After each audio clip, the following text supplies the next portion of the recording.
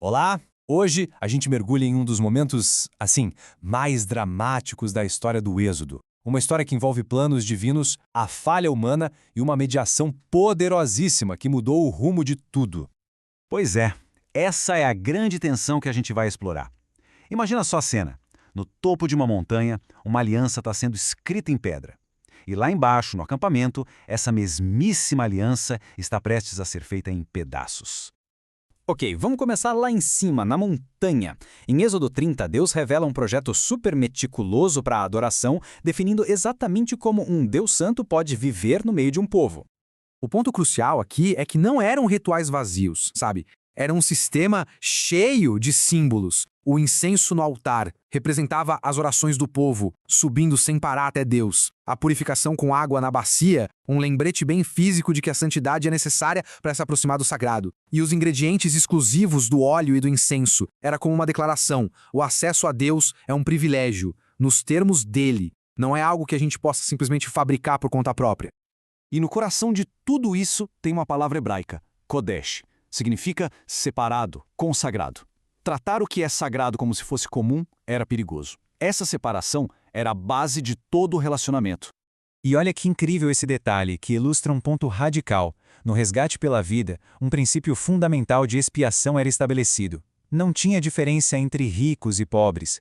Cada vida tinha exatamente o mesmo valor diante de Deus. Uma ideia assim revolucionária para a época. Agora, do projeto divino, a gente passa para as pessoas que foram capacitadas por Deus para executá-lo. Porque Deus não dá só a visão, Ele também dá a habilidade para a gente realizar. E aqui a gente vê como Deus capacita o seu povo. Ele escolhe um homem, Bezalel, e diz: eu o enchi do Espírito de Deus, dando-lhe sabedoria, habilidade e perícia. É a primeira vez na Bíblia que alguém é cheio do Espírito para uma tarefa artística, técnica. Isso é revolucionário. Eleva o trabalho manual a um ato de adoração. E até o tempo era santificado. O sábado não era só uma regra de não trabalhar, era um sinal perpétuo de confiança e relacionamento.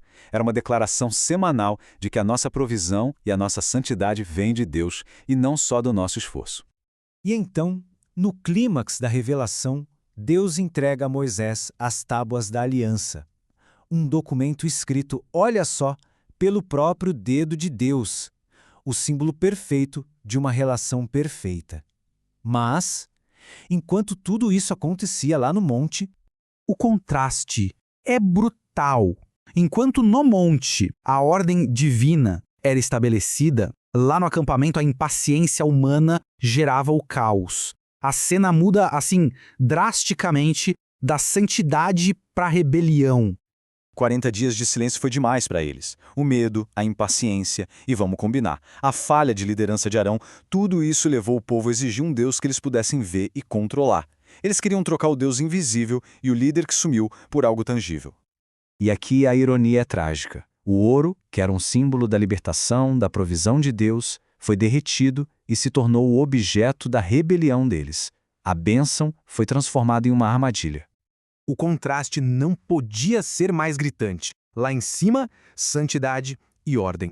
Lá embaixo, idolatria e desordem. Enquanto Deus estabelecia as regras para a adoração, o povo criava seu próprio culto, dando a um bezerro de metal a glória da sua libertação. A reação de Deus é imediata, é intensa, a aliança mal tinha sido escrita e já estava quebrada. A santidade divina foi violada e a consequência proposta era aniquilação total. Mas aí Moisés se coloca no meio. Ele não defende a inocência do povo, de jeito nenhum. Em vez disso, ele apela para a própria honra e fidelidade de Deus. Ele baseia seu apelo em 2 pilares: a reputação de Deus perante as outras nações e, mais importante, suas promessas eternas aos patriarcas. E isso nos leva direto para as consequências da traição e para o papel fundamental de Moisés como mediador.